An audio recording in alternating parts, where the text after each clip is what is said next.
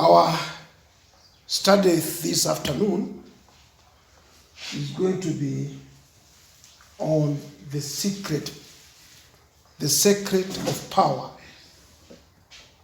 The secret of power, or the secret power in our nature. You remember last time we dealt with how to construct our character. We dealt with that topic.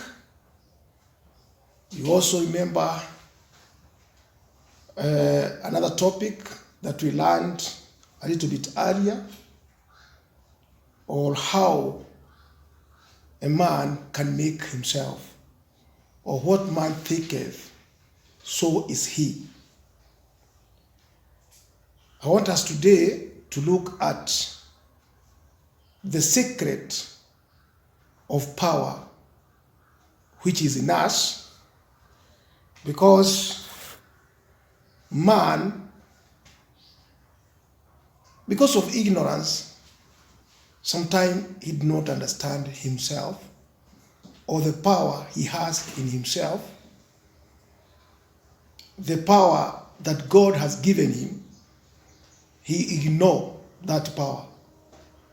And that's why many are in great misery, not understanding what they're supposed to do, and yet they have power to do everything.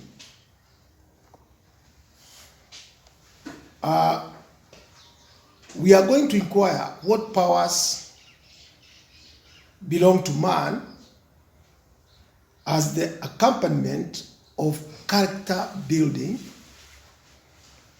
under the constructive principle.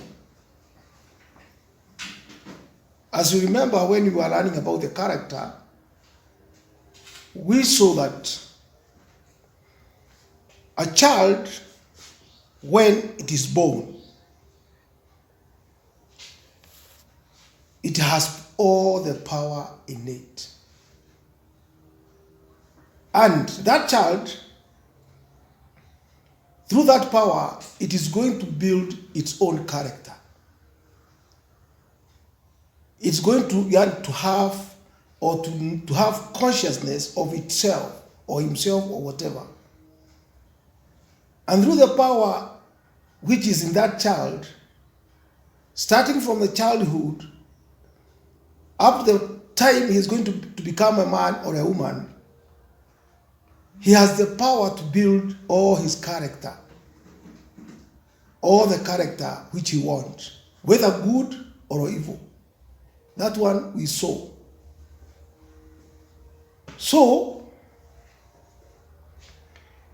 here we are going to see that man, since creation, is undergoing what we call evolution.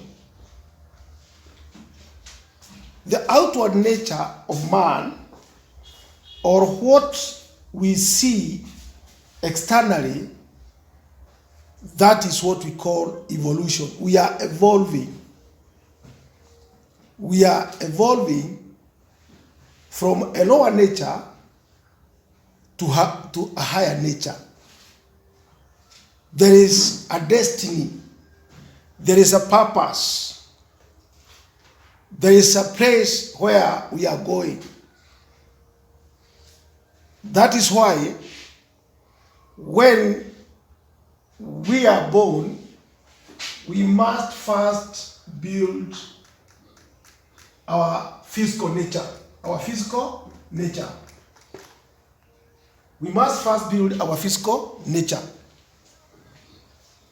And then after that, there is what we call spiritual nature. But man, having attained the physical nature, he forget about the spiritual nature. He forget about the spiritual nature. So, the tissues organs and functions of man are a great refinement upon those of the animal. We are different from the animal. Yes, we have taken the body, or our body is a body of flesh, but we are more refined than the animals themselves. Because all what we have,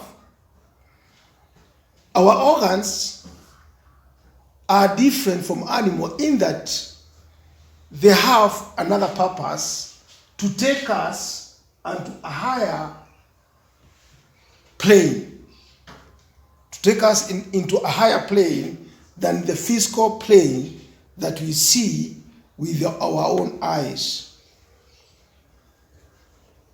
So, while the self-conscious individual intelligence, which man is, constitutes a definite type and the range of faculties, capacities, and power in the human being transcend that of the brute, giving rise to the self-conscious identity.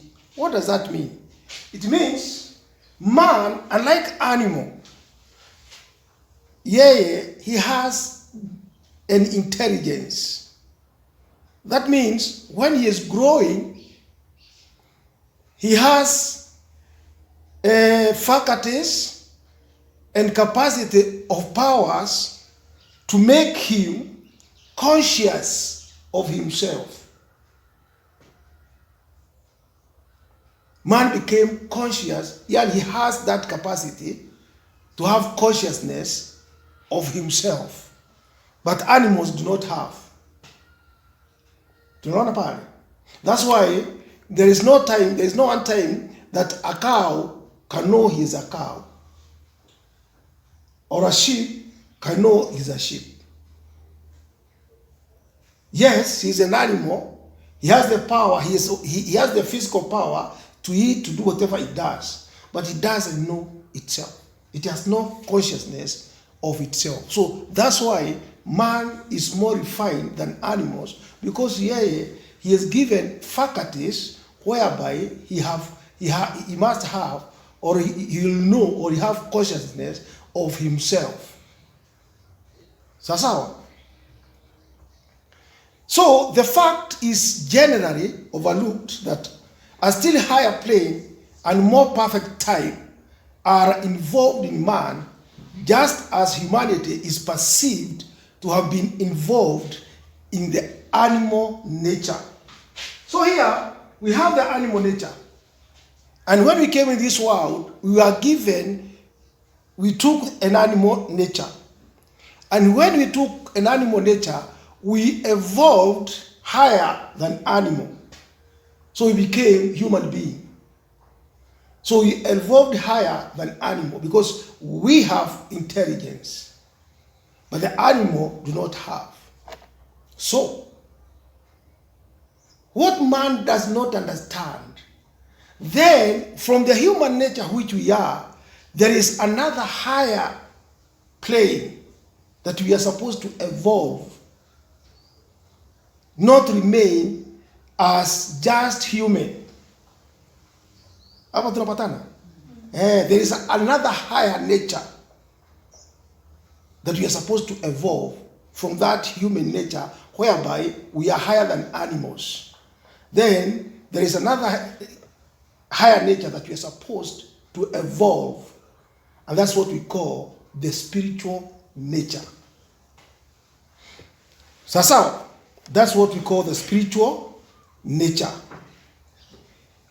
So the higher evolution of man now depends upon his recognition, his awareness of, and striving toward that higher plane.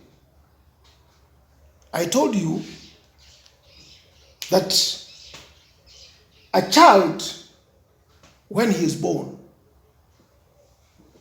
it is through that power which is that child that it is going to develop in her until that child will start being conscious of himself or itself. Ataanza kufanya nini? Kujijua. One thing, utaanza kumuita jina. Na after some time ukimuuliza anaitwa nani, si atakwambia hiyo jina nani amempatia? Si ni wewe? The same child utaanza kumfundisha hii inaitwa mkono. Ajue hii ni mkono. Hii inaitwa macho. That's how we educate them. That child, yes, amezaliwa akiwa human, but yeye atajijua through the language ambaye atakuta watu wakifanya nini? Wakiongea. Otherwise, kama huyo mtoto ukimpeleka akae pahali hakuna any information akae, hata hangejua hii mkono inaitwa nini. Angeitumia kukula, lakini yeye mwenyewe hangejua inaitwa nini mkono. Na kama hakuna mtu angempatia jina, hangejua yeye anaitwa nani. Sijui kama tunaelewana. And that's the way, because yani that child has intelligence, yeye ni kumaanisha he can be, anaweza fundishwa na ajue. Sasa ni kusema anaanza have yani consciousness of himself, that yeye ni binadamu na anaitwa so and so, and through the race ambayo amekuta hapa, ameanza kusoma na ameanza kujua hapa na pale, ameanza kuiga yale mnafanya, and anaanza kufanya. Ameanza kulearn language ile mnaongea. Kama amezaliwa this tribe, anajua this one. All that development, that power, it is not in the parent or in any angel or in God himself. That power is in that child, because that power, it is in that her seed or the seed of that child. Wakati ina grow, that power ina develop itself. Na ndio unaona that power ambaye iko pale, if you want to know that it is in you, if you want to have muscles, what do I do to exert that muscles? I just go to gymnastics. Si ni kweli? Naanza kuinua nini? Chuma. What is going to happen? The muscles are going to grow. What does that mean? There is a power in you that it is latent in you, only you don't use it. Tunaona? You have the power. Otherwise, kama haingekuwa na power, that's why unaona wakati unaweza kuinua chuma, yani that power inaanza kureveal itself. Without even, yani, without anything. Na itoki pali ingine. What about yule hata tumia? Hata chukua chuma. Itakaa tu. So, we want to understand that man is a very special creature. It's only that people don't understand. But if people are going to know, watakuja kuona ni mambo mengi sana wao wamejifinya kwa sababu ya kutokujielewa. So hapa tunataka kusema nini? If there is a power in this physical plane whereby we can develop ourselves, even putting muscles if you want to know, then it means that higher nature, there is also another evolution. And that evolution is whereby we become spiritual, which means there is another step. We call it the spiritual plane. This is the physical. There's another plane that we are supposed to be in. And this plane also has its own power.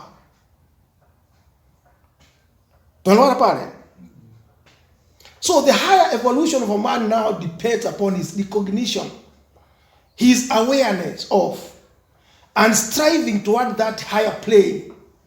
So what happens? Man, because of darkness and because of not getting proper education, that child will know its name because you as a parent unafanya nini? Unamfundisha. That child atajijua na jua mambo mengi sana kulingana na yale atasoma shule. Kama kuna kitu atakiwa elewe, ataelewa kwa sababu there is something ambayo inafundisha. But when you come to this higher plane, that's where people fail, because nobody to teach people about that plane, the higher plane. There is a power that is latent, that is dormant, and the only thing is only that man is not conscious of that power. Unaona pale? So the conditions are such that he must do this by free choice and rational volition. That's the only condition. That to know this higher plane, you must know it through free choice and volition. Kujitolea. That's the only time you can know. Otherwise, you don't do that, you'll never know it. You'll never know it. So, in all evolution, below the human plane, the impulse was deep-seated and seemingly automatic in nature. It was deep-seated in a child. The aim of this evolution seems to have been to prepare an organism, a vehicle, a habitant for the human soul. So here, what do we mean? We mean that the aim of this first evolution, ambaye ndio hii tunasema physical evolution, ambaye hapa unaonekana huyo mtoto anakuwa anaonekana ni mtu. What is the first purpose of God? It's just to build a vehicle, a body, which is going to be the house of the soul. That's a house of the soul, of the soul. Sawa. So, nature alone provided for the evolution of life, for the upward trend, for the vehicle of the individual intelligence without consulting man. That is the creation of nature.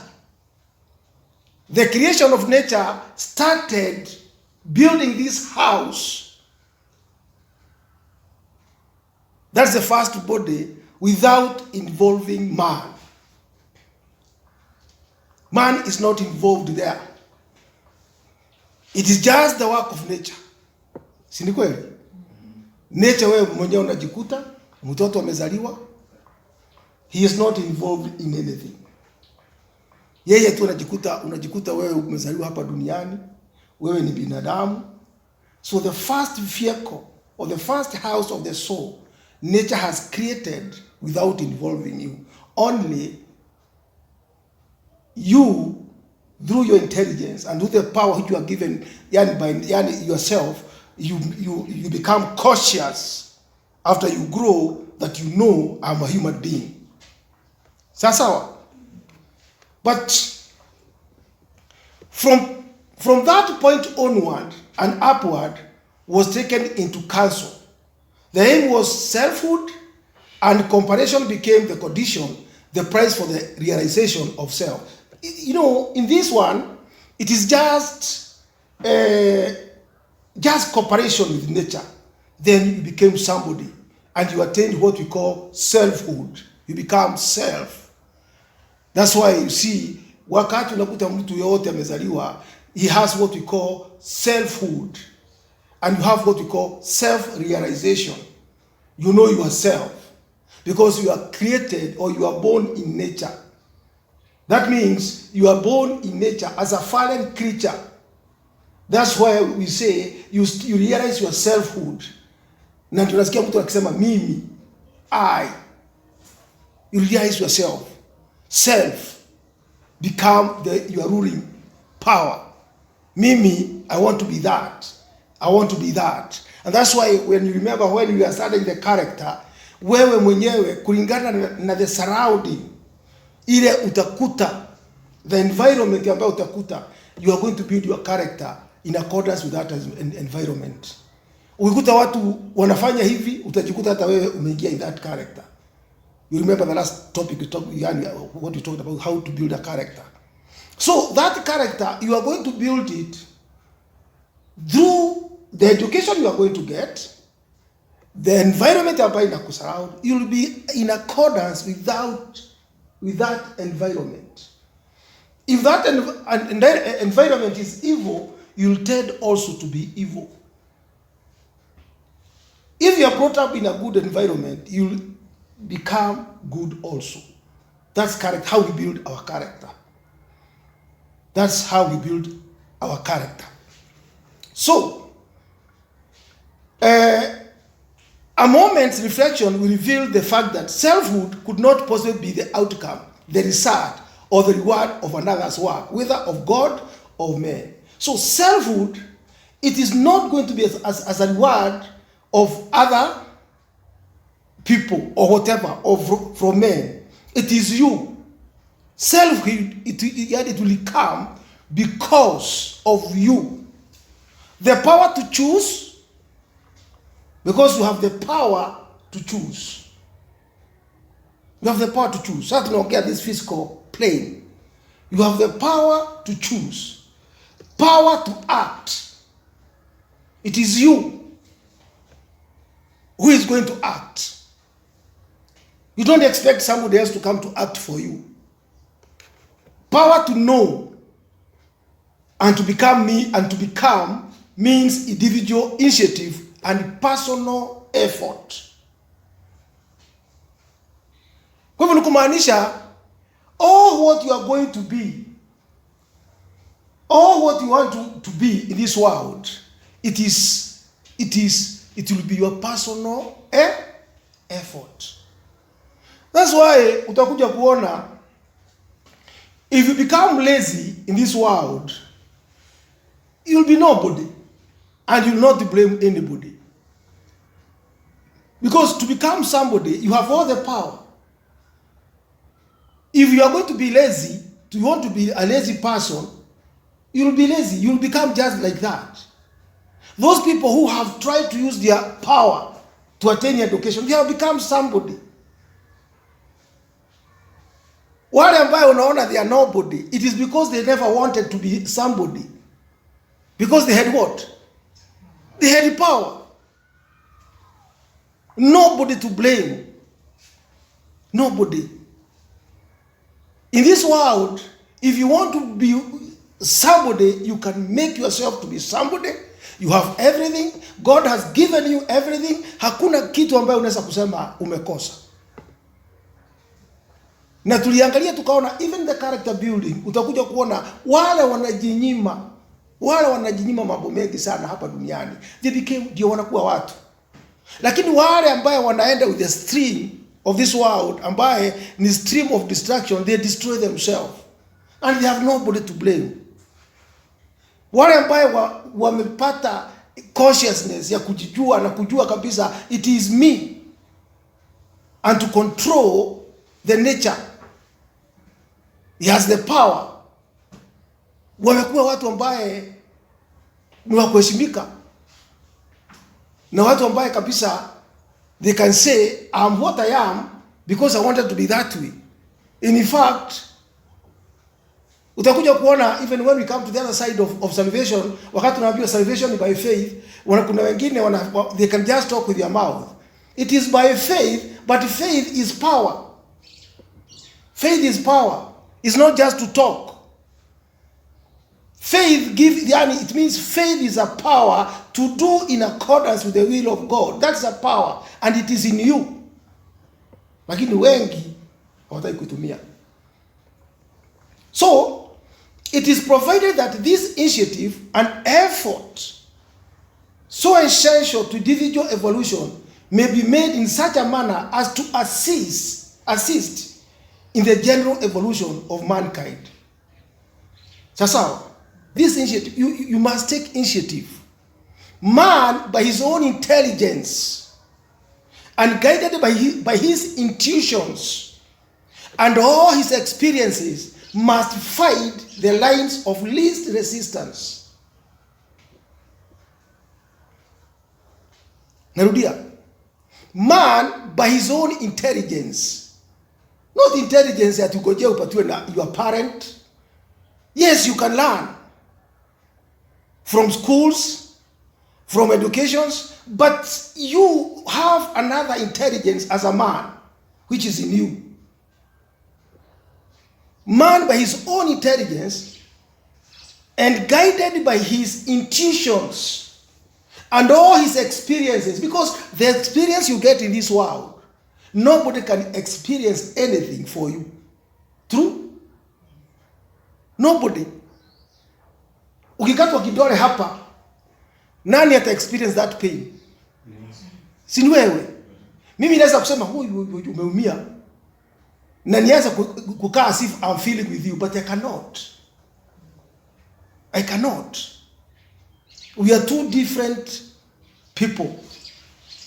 Kwa hivyo, through your own experience, you must find the lines of least resistance. When we say the line of least resistance, ni kusema, because you have power, lazima ujue, this power, you'll go pahali, you can use it maximally with least resistance from that evil nature in you. Because by nature, we are evil. Kwa hivyo, you have the intelligence. Sijui kama tunaona pale. Pain and sorrow means the lines of greatest resistance. You see, pain and sorrow mean the lines of greatest resistance, and teach man what to avoid and how a given thing ought not to be done. I repeat, pain and sorrow means the lines of greatest resistance. That means when you are undergoing a lot of pain, ujue wewe mwenyewe, you have brought yourself onto that level. It means you have the greatest resistance to work in accordance with the will of God, to support yourself on the right, to use your power in the right way. You are resisting the will of God. That's why pain and sorrow come in. That's why watu wanaumia. It is using the power you have in the wrong way. And then, so it teach man what to avoid and how a given thing ought not to be done. So if you cannot learn from pain and sorrow, because in pain and sorrow, if you are going to understand, it is guiding you, it is warning you. It is warning you. It is telling you that there is a way you are going, that it is not in line with what? With the power, with the true power of God, when you use it in the right way. You have the power, yes. But where your power may tumia on the wrong direction, so you are going to enter into pain and sorrow. Nature seems to insist on the well-being of humanity as a whole. And the reward for man's cooperation is his own higher evolution and complete happiness. Napo ndio watu waga wanasahau. Nature seems to insist on the well-being of humanity. And that's why wakati unaenda the wrong way, you are going to feel pain. Kwa hivyo nature is also working, is also helping you. Lakini utakuja kuona watu wengine bado hata wakati wanapitia yani magumu, they want to go against the warning of nature, but the nature inajaribu ku assist you. Inajaribu ku assist you. Na wakati wewe utaenda kulingana na to use that power in the right way, nature is going to reward you through your cooperation. Now, what the reward are you going to get? You are going to evolve unto a higher nature. Utakuja wakati wewe sasa umerealize there is always a higher. Move from somewhere, you go to another level. If you are going to reason. Lakini wengi, they don't. Wengi, they don't. Until nature is exhausted, then you destroy yourself. Ama you start, utaona kabisa, utakuja kuona as you're going on. Man reaches a point where he resists nature, even to the point that he starts downhill destruction. Ye mwenyewe sasa, he is going to be destroyed. He is going to be destroyed. Sasa, these guides, suggestions and admonitions are on every hand. And when man once realizes what real cooperation means and what is its great reward for the first time, he really begins to live. When man once realizes what real cooperation means and what is its great reward for the first time, he really begins to live. Wakati binadamu anakuja kuelewa, sasa hapo ndio binadamu, even in this world of sin, hapo ndio binadamu huanza kuishi. Wakati anaanza cooperate with nature, because nature has a destiny and it will always work for good. Sasa wakati una realize not going against nature, sasa hapo ndio unaanza kuishi. Na hapo ndio unapata unaanza kuishi kama binadamu. Why? Because umevuka kiwango ambaye the same nature itaanza ku-uplift wewe. The same nature itaanza ku-uplift wewe. Kwa sababu umeanza ku-cooperate. Sawa? So, divinity should thus take man into counsel, invite him to cooperate, and reward him at every step for faithful service, seem the most amazing and glorious thing in the whole life of man. Look here sasa. Sasa, wakati sasa umecooperate na nature has started uplifting you, sasa hapo ndio sasa utaingia divinity. Sasa utaingia divinity. That is the real now of God. Ni kusema wewe umeshinda the forces of lower nature or to evil. So wakati umeshinda sasa, you start living, ni kumaanisha sasa umevuka from the lower plane to a higher plane. Sasa umevuka to a higher plane. Bure ukiwa kabisa wewe uko katika unasikiza mambo ya mwili hapa duniani, unafanya kulingana vile mwili inakusukuma, unafanya whatever. Sasa hapo that lower nature ni kumaanisha wewe you are cooperating or you are destroying yourself, because the divinity will never have anything in you, because wewe mwenyewe ni mtu kabisa, you don't allow that life to thrive in you, that Christ to be born in you, because he is there. But because of material power of this world, the sensual power ambayo zinakusukuma.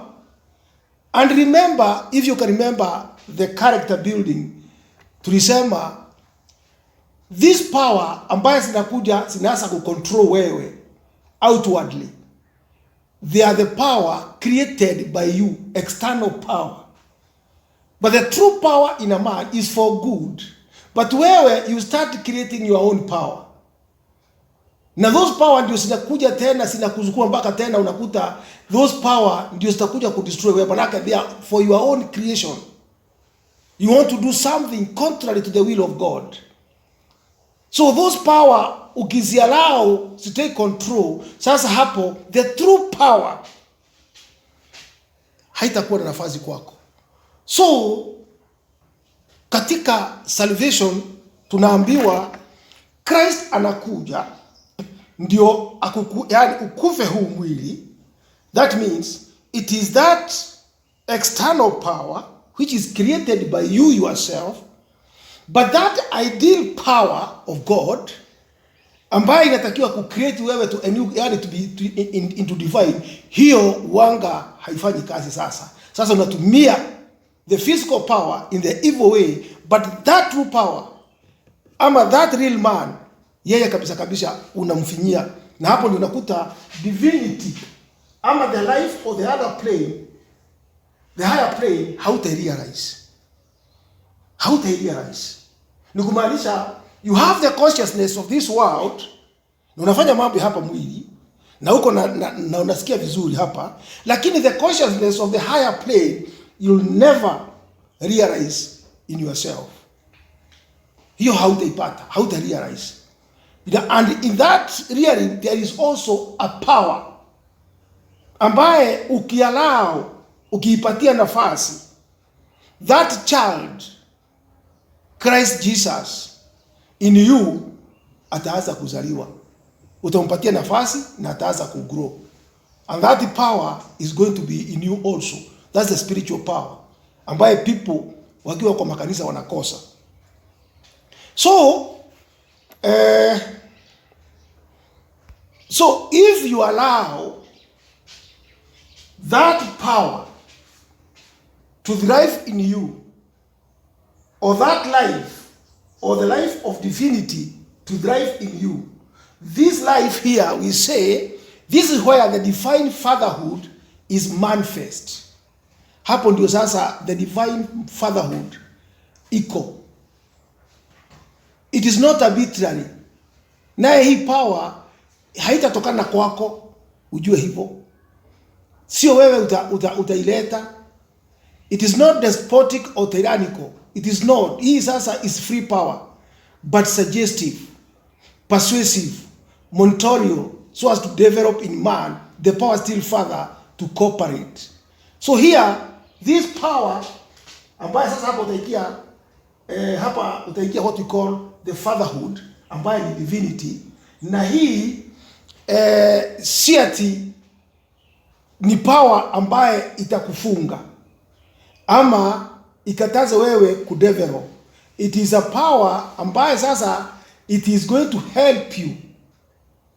It is going to help you. Manake it is in you. Lakini sasa itaanza kudrive. Lakini sasa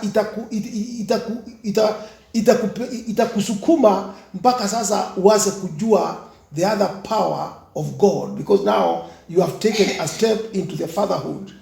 Yesu Kristo amekuingiza into the fatherhood. Sasa hapo kuna power sasa ambaye utaanza kuwa conscious of the consciousness of those power, utaanza kuzisikia sasa hapo. Lakini below that, ukiwa katika physical plane, bahali wewe bado ulikuwa the power of the flesh ndio ilikuwa inakusukuma, you will never realize that power of divinity. Hautaijua. Na unakuta wengi watakaa katika Ukristo miaka mingi sana without realizing that power, because it is there. Lakini inafunikwa na nini? Na mwili? Na hizi nguvu za mwili. Inaifunika kabisa. You cannot realize it. Kwa sababu wewe umedevelop power, the power of God is in you, it has grown, but badala ku direct that power in the right direction, umeanza ku form your own power to do your will, vile unataka na tamaa zako na whatever. Sasa unajiingiza pahali, even to come out of that hiyo shimo umejiingiza, unakuta tena inakuwa ni ngumu. Ni kusema binadamu ni yeye uendelea kujifunga. He create his own hell. Yeye mwenyewe through the power of God is there. It is working, but anatumia the same power kujifunga yeye mwenyewe. The same power. Badala ya kutumia the same power ndio aingie divinity. Unaona pale? Wacha ni summarize niseme. When you come to nature, there is always light and darkness. There is always light and darkness. When we say light and darkness, it means in everything dwells in duality. That means that power in you, even in the physical plane, if you are going to use it for the light, it is going to take you to a higher light. It is a power which is in the physical plane, but if this power you are going to use it to the light to defeat darkness in you, it will take you to a higher plane, and that is the plane of the fatherhood. That's where the Father is. And that's what we call divinity. If you take this power for the darkness, to fulfill things of darkness, you are going to remain in this darkness. You are no longer going to understand the divinity. That means the plane of the higher plane, you will never enter there. So you have the power, you are given the vehicle. You know this vehicle, tumeona, it is just a house of the soul. But this soul, it doesn't belong to this vehicle. One day it will go out of this vehicle. But wewe mwenyewe, because you have power, you are given power with this body, you are using your body instead of creating your soul for the light, because your soul is going to be determined by what you do with your power here. Tunaelewana pale? Yeah. So badala ya kutumia that light ndio ikusukume, wewe ulitumia tu kusukuma mambo ya hii ulimwengu and whatever, na kwa hivyo wewe mambo ya the higher plane hautakuja kuelewa. Sawa? So here we are told that man may fail 7 times or 70 times 7, and yet is urged by all his aspiration to try again. Man may fail. Mtu anaweza kujaribu 7 times, anaanguka, but the goodness is, if he has the seed of light in him, that seed will never be tired. It will always be telling him, try again. Try. And so long as he is willing to try, the door of ascent is never closed. So long as you are willing to try. Meaning, even if he becomes discouraged and despairing, the wheels of time may wait and the door of opportunity remain wide open. Erudia. Even if he becomes discouraged, because unaweza kushindwa na mwili mpaka unakuta you are discouraged. But ile kitu Mungu anaangalia, it is a will to try again. Even if he becomes discouraged and despairing, the wheels of time may wait and the door of opportunity remain wide open. So long as there is time, the door of opportunity will remain ever open. You still have that opportunity. Because here we saw that to come into this world, it is an opportunity you are given by God to become a man. It is an opportunity. And this opportunity never ends with this life. There is a higher life awaiting us. So long as there is an opportunity in this life, the door is still open. That God willing, or through your effort, you are going to enter into this plane, the plane of divinity. That means you will completely defeat the flesh. Unakuta mwili haifanyi nini? Haitawai tena. Umeishinda. So, it is only when he rebels,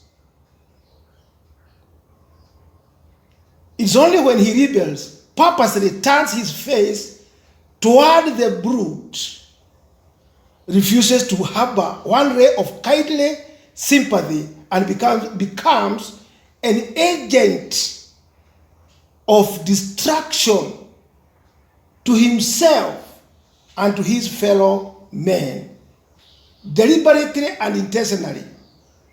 That means there comes a time, you see, the door is open. for you, so long as you are trying. But some men rebels and purposely turns their face unto the nature of brute. Ni kusema yeye hata the opportunity ambayo ako naye, yeye ana rebel completely mpaka anaenda anakaa ama anaishi kama mnyama. Ni kusema the reasoning capacity yake imefanya nini? Anakataa kutumia the reasoning capacity yake. The reason yake yote inakuwa taken by the flesh. Na tamaa zake zote zinakuwa toward the flesh. Sasa ni kumaanisha this man is deliberately destroying himself and his fellow men. Kama tunaelewana? Why is he deliberately destroying himself? He has no willing to turn back. For example, umeona kuna watu wao wanajiigiza katika mambo ama wacha tuseme unywaji ama drugs. Yeye anaenda with high hand. He doesn't have, hata hana will ya kufanya nini? Ya kuacha. Mpaka unakuta ana rebel completely, unakuta he cannot even hold anything from anybody. Ama ambiwa hapana, hii ni baya. Unakuta he rebel.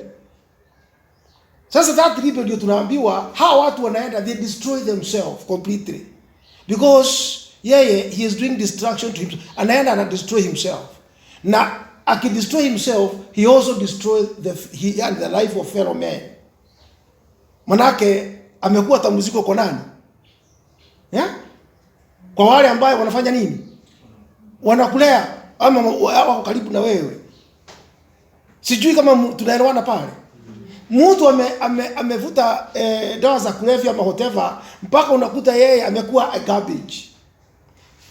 Mtu kuwa garbage ni kusema he cannot reason out thing by himself. Sasa yeye haja yake tu, he has taken the down thread ya kudestroy himself.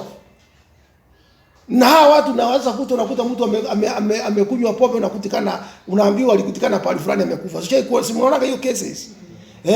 Ati huyo mtu alikutikana pahali amekufa.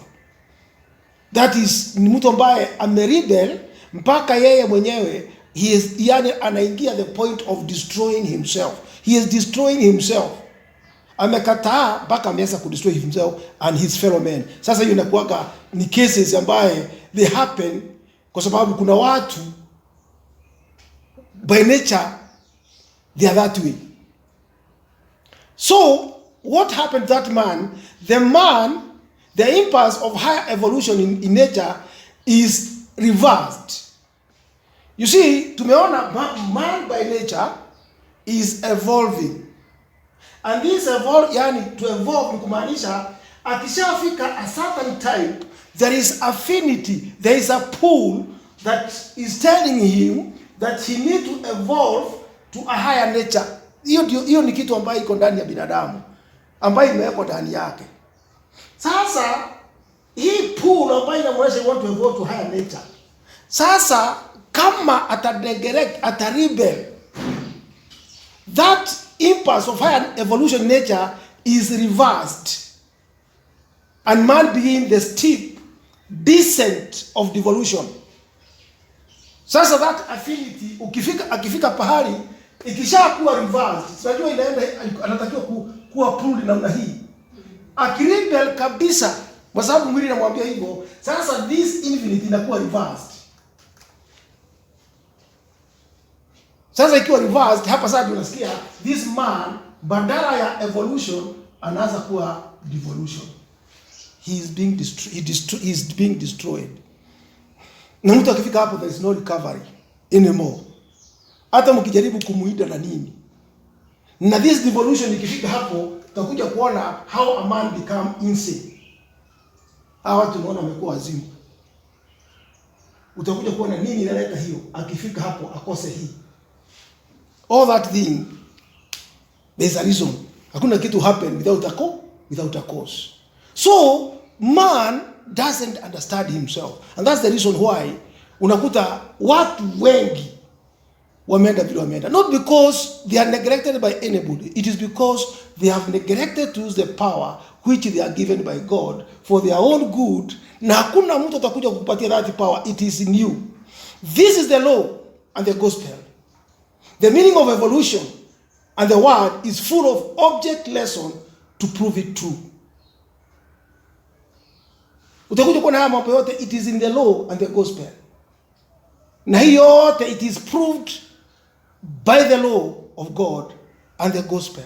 Kwa hivyo sio kitu, all the law and the gospel ambayo tunafundishwa, God is teaching us about what I'm teaching you today. Only that watu wameleta another gospel ya kufundisha watu mambo ambaye ni ya juu bila kuelewa hata yani nini. If you cannot understand yourself, you cannot even know where you are going wrong. So, the secret of power, therefore, lies in man's comparison with God, with nature, and with his fellow men, in the upward march of evolution. That's the secret. I repeat. The secret of power, therefore, lies in man's cooperation with God, with nature, and his fellow men in the upward march of evolution. So if you're not going to have cooperation, you're not going to cooperate with God, who has given you this power, then God has given you power to cooperate with him, and when you cooperate with him and nature, because you are just part of that nature, and your fellow men, then you are going to evolve onto a higher nature. Because you are going to be like God. That's why God created you. But you'll find that man, he has power, but he doesn't want to cooperate with God and his fellow men. He wants to cooperate with himself, what he wants himself. What he feels that it is good for him, that's what he wants to do. But that is evil. That means you want to use the power of God for your own goodness and your own purpose. And without God, you can never use the power of God efficiently or for the benefit of yourself and your fellow men. You can never. Hawezi.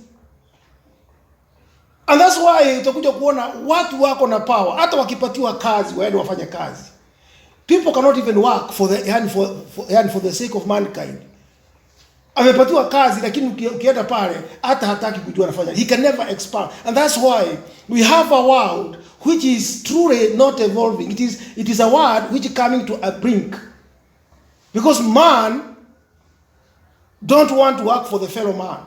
Hata mwenye hata kusomea kitu fulani akisoma, yeye haja yake tu ni pesa, apate mali yake, lakini he is not concerned about man.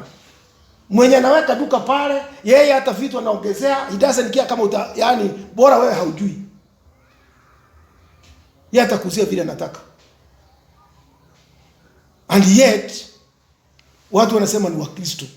So given the power to choose, man has to develop the power to discriminate. We have power to choose. We are not like animals.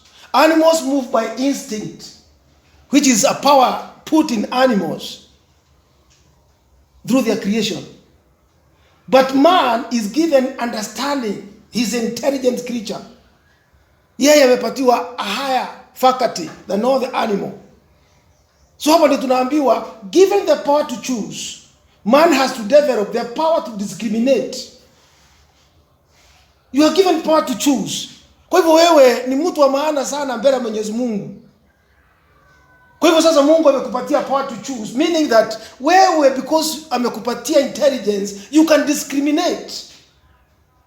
Uone hii ni baya na hii ni nini? Sasa if you cannot, sasa ni kumaanisha wewe Unaaibisha your father. Hata mtoto akizaliwa akiwa amelewa na baba yake, kuna mzee anasema sasa huyu wenyewe amejua mabaya, amejua hivi na hivi, na nikimwambia afanye hivi anajua vile atafanya. Lakini kama huwezi fanya, hata your father is not going to give you what? Responsibility. So that is how people will never attain unto this higher nature. That's why people remain in the church for the rest of their life and they'll die without knowing their father. Because the father will not reveal himself to them. Why? They don't even have power. He has given them power to choose and to discriminate, but they cannot do it. They cannot do it. Wanakatalia mbali sana. Wanaambia Mungu, achana hizo vitu umenipatia. Wacha nifanye vile nataka. So, given the power to choose, man has to develop the power to discriminate, to measure values, to assent or dissent, to say yes or no, to act or to withhold action. So, we have the power to take us to a higher level. And God has given us the power even to choose. Sasa hapa sio mambo ya kusema hapana. Na ndio niliwaambia last time, nikawaambia wewe mtu akiwa na mti wa matunda pale, akwambia hiyo matunda unatakiwa kukula yote unataka. Lakini kila siku anakuja na kuomba, na ulimwambia ya tatu utamwambia namna gani? Si nilikuonesha pale unatakiwa kula matunda. Usirudi kufanya nini? Kuniomba. That's why man, when he has neglected all this power, atakuwa saa yote ni maombi. Ni maombi. Unaomba nini? Unaomba upatiwe nini? Na ndio naona watu wanapeleka watoto ati mtu amekuwa mkorofi ati akaombewe. Anaombewa namna gani? Na ya ndio naona hata watu wakiomba usiku mzima wanaomba hakuna kitu wake kinabadilika. Because Mungu nikana kama hata kuambia this man akona nini? Akona power. He has power. I've given him. Kwa nini hataki kutumia that power?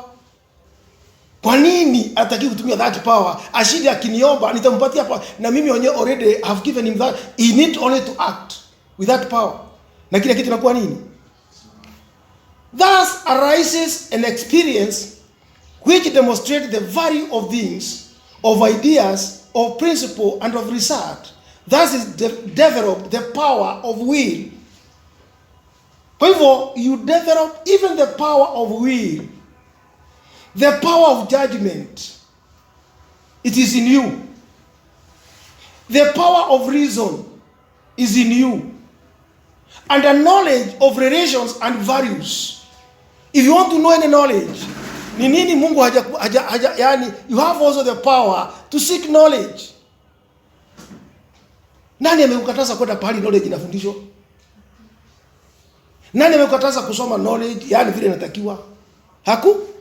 So watu ndio wamejifanya vile wako. Usidanganywe. Ni kama vile wakati tunasema wachana na huyo. Huyo ndio amejipeleka vile yako. That is true. That is true. That is true. Kwa hivyo ni kumaanisha the higher knowledge ile tunataka sisi tukitaka tunaweza kuipata. So the net result of all this experience at any given time in two individuals may differ very widely. But the law, the process, the principle involved are always the same. We might differ the process of how to work out all these things may differ from individual to individual. But the principle is the same. The principle is the same. Kama wewe unaona mtu mwingine amesimama na ameshida mwili, hakuna kitu ambaye ako na special kuliko wewe. The principle is the same. Ni kumaanisha wewe ndio umekataa kutumia nini? The power in you. Hakuna kitu ambaye ati maana ati ako naye, hapana. Wewe umekataa, sio yeye. Wewe ndio umekataa. Wewe ndio umekataa. The individual's own standard of values, his estimate of what is just, right, true, and desirable determines his character and measure his personal responsibility. In other words, it illumes his conscience. Narudia. The individual's own standard of values, his estimate of what is just, right, true, and desirable determines his character and measure his personal responsibility. In other words, it illumes his conscience. Kwa hivyo wewe ndio tulisema man can be what he thinks. Wewe vile unataka kuwa utakuwa. Na ndio nawaambia wale watu ambao wamenawiri katika dunia hii ukiwaangalia, there are some power they have exercised mpaka wamekuwa vile wako. No matter whether they have used it on the evil side. Ukiangalia wale watu wanafanya campaign, hawa watu wako na nguvu aina gani? Mjai kujiuliza? Uone mtu anazunguka wiki mzima bila nini? Bila kupumzika. Nini anatafuta? Uongo? Si atapata. Kwa hivyo ametumia nini? Power. He has used his power. So wakati wewe unakuja hapa unaanza kusema hawa watu ni kukula pesa ya watu, wewe kama ungeambiwa ukimbie kama huyo mtu, ungefanya nini? Ungekimbia. Kwa hivyo yeye anakulia nini? Power yake. He has made himself that way. Wewe angalia hawa watu uone wengine hata warali. That shows that if you can use that power on the good side also, it's going to be the same. The same. It doesn't mean Mungu amepatia wale power akakosa kupatia na padi nyingine. The only different ni kumaanisha we never seek that power in the right way. That's the only thing. So freedom is not the repudiation of all restraints, but the recognition of just and equitable restraints. Kwa hivyo kuna mtu anaweza kusema ati sasa lazima uwe perfect. No. Tunasema hivi, freedom is not the repudiation of all restraint. Si ati restraint zote unaweza kuwa kabisa, unaweza kurestrain all evil. No. Evil, as long as you're in this world, itakuwa inakuandama. Lakini kitu ya maana ni nini? Recognition of just and equitable restraints and real evolution, provided that this restraint shall be self-imposed. Narudia. Freedom is not repudiation of all restraints, but the recognition of just and equitable restraint and real evolution, provided that this restraint shall be self-imposed. Nikumaanisha hii mambo inatuzuia to grow and to higher level. Ndio hatuwezi kaa in this world useme kabisa that evil is not going to be on my hand and you are going to defeat evil. No, hiyo haiwezekani. You cannot finish all evil. You cannot resist everything. Kila kitu labda utakuwa nini. Lakini unatakiwa ujue any evil ambayo inakuandama is self-imposed. That's the wonder of wonders. It is self-imposed. Hivyo ni kusema namna gani? Mitego yote ambayo inakusumbua, yale mambo yote ambayo saa hii haupati usingizi kwa sababu ya kusumbuka juu yake, it was not, haikukuja hivyo. Nani alileta? Ni wewe mwenyewe. It is you impose those restraints to yourself. That's why you cannot go to higher level. Ni kwa sababu wewe mwenyewe ndio umefanya nini? Umeenda ukijiwekea nini? Vikwazo. Wewe mwenyewe through your character unaenda ukijiwekea vikwazo. Na hiyo vikwazo sasa ndio inarudi tena inafanya nini? Inakuwa tena nini? Mzigo tena kwako. Kwa hivyo ni kumaanisha man can have freedom, lakini yeye mwenyewe he is his own destroyer. Yeye mwenyewe ndiye anajidestroy, manake yeye mwenyewe ndiye anajiwekea vikwazo.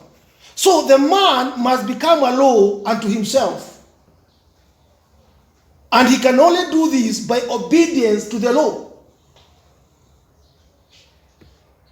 Tunaona pale, the man must become a law to himself. A law, you become a law to yourself, and he can only do this by obedience to the law. If you want to be a law, ni kumaanisha wewe mwenyewe. If you want to be a law, ni kumaanisha we were created by the image of God. Christ Jesus is the law, is the end of the law. Meaning with Christ Jesus, you become a law unto yourself. Ni kusema there is, you are no longer under the law. Wewe mwenyewe kabisa kabisa, the law cannot find you because you are the law yourself. Wakati umekuwa the law, ni kumaanisha you are obedient to the whole law. And when you are obedient to the whole law, you have no wrath. That means you have become a child of God. Kwa sababu wewe sheria, you are obedient to the law.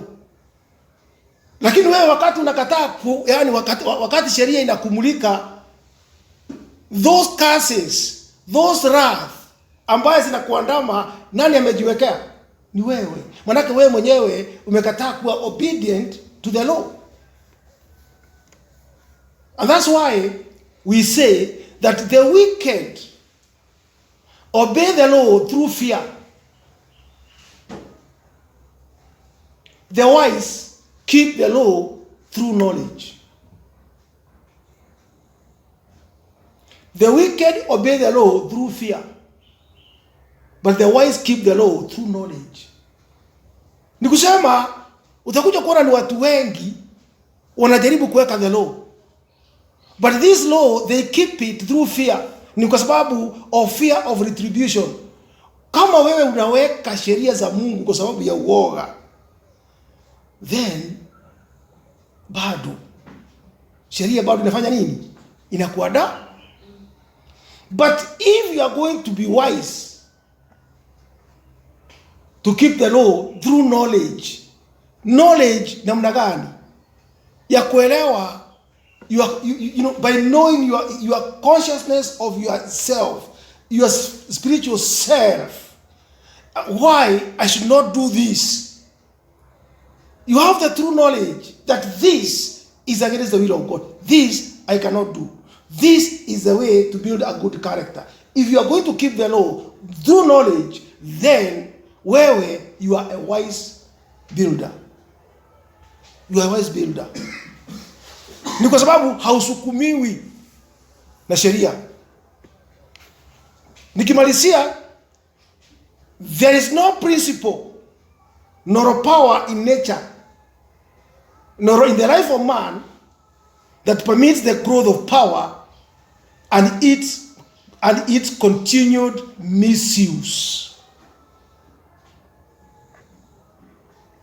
There is no principle nor power in nature nor in the life of man that permits the growth of power and its continued misuse.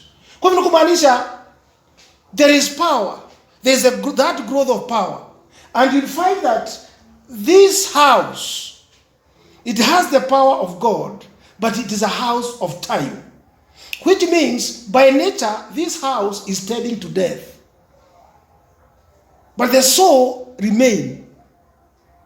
And when this soul remains, there is a power of growth in the soul. That is spiritual power. Which means, by design of God, we are supposed to be spiritual to grow in this house, of this earthly house, to grow even to the point that we attain that higher nature, that life, that spiritual life, still when we are in this body. But wakati wewe umeanza kutumia this power vibaya, nature, because of the misuse of the power, is not going to promote your divine life.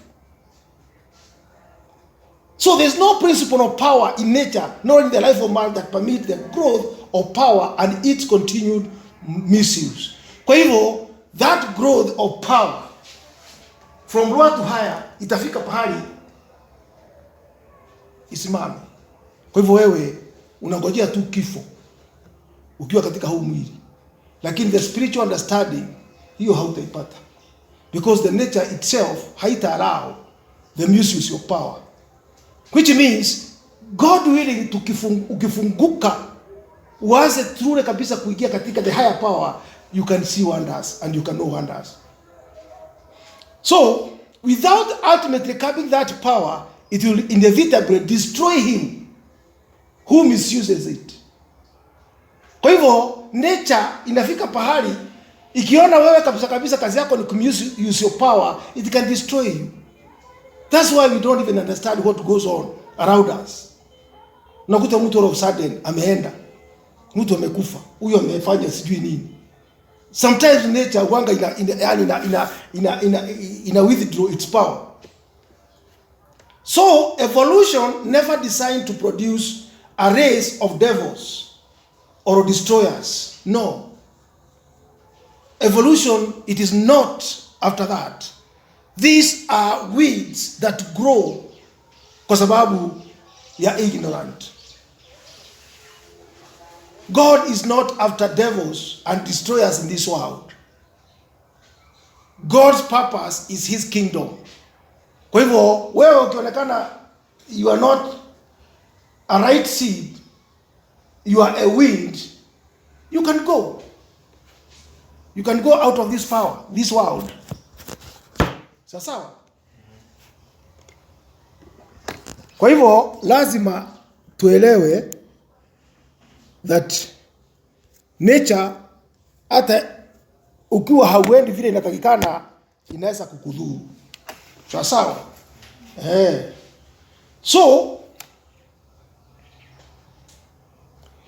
if such a race produces itself by inversion of the law, why watu wanataka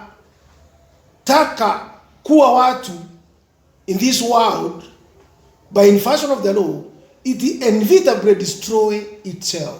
They destroy themselves. Wao watu wanajimaliza wao wenyewe. Hata miaka kufikisha ile inatakikana hawawezi. We are going to have a generation ambaye kufikisha miaka 50 itakuwa ngumu sana. Otherwise, the whole human race might be transformed into demons. If nature could allow that, the whole human race could be come to demons. Watu wote wangekuwa demons. Kwa sababu watu they rebel against God. Na wanataka kufanya mambo yao. Na ukiangalia kabisa utaona wengine wanataka kwenda uchi, wengine wanataka, yani is only that the providence of God inasaidia. Lakini kama watu wangewachiliwa wangefanya vituko mingi sana. Sawa. So God willing, we shall come and continue from there. Tuone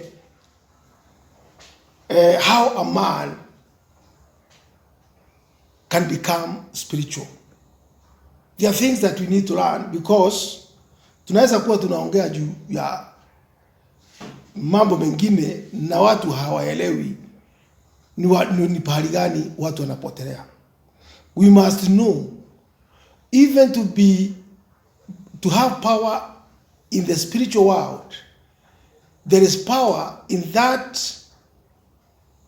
man in Christ Jesus, the inner man. And that power also must be developed, just like any other power that we develop physically. And if you are not conscious, if you are not born in that plane, you will never be conscious of that spiritual power. Hapo ndio nataka watu washike na watu wajue, kwa sababu watu hawataki kujua. Sawa.